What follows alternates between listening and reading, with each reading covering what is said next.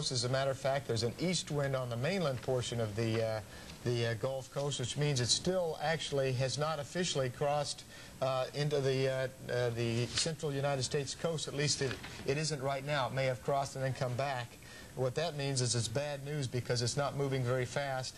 We still expect it to.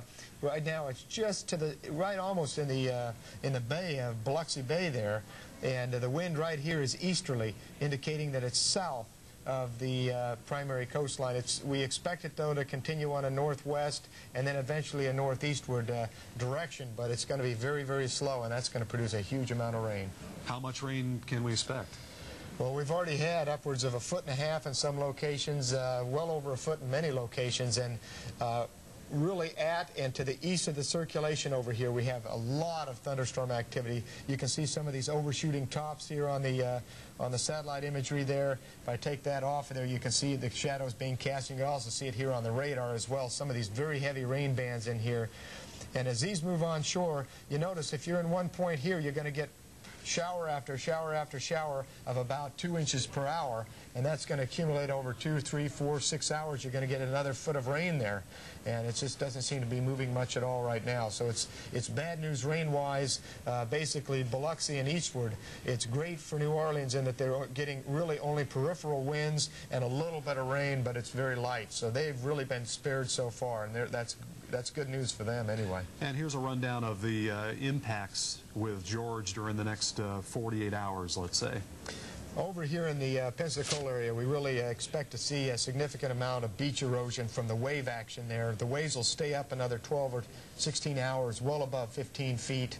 The wind won't be too much of a problem other than in gusts. The real issue here as well is going to be rain. Rain is the big issue there. It's got those heavy rain bands coming in. And we already noticed here we have a foot of rain on the ground already there.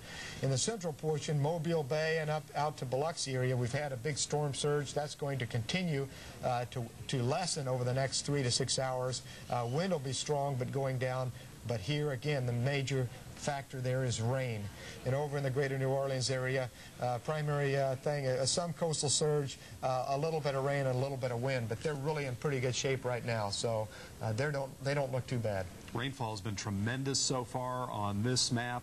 It's the 24-hour total until about 8 o'clock this morning. Just how much rain has come down so far? Well, you can see here we had values exceeding 12 inches estimated from the Doppler radar, and of course right over here at the ground we had an 11-inch 24-hour total.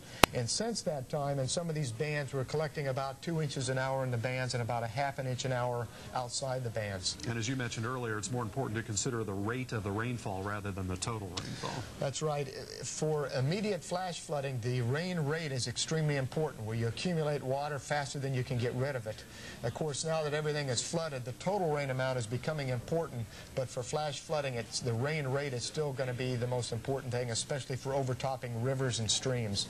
You can see here, this is an estimated maximum rainfall over the next 24 hours based on the speed of motion of the hurricane. And you can see with a very slow motion here, you're looking at a couple feet to 3 feet potentially maximum rainfalls in addition to what they've got. So it looks like a real mess rain-wise, and people should be very, very careful if they're out and about with not getting into flooded areas. Right. In addition, severe thunderstorms, tornadic thunderstorms, are a problem with isolated tornadoes. We'll continue to cover that. Indeed. Monday afternoon.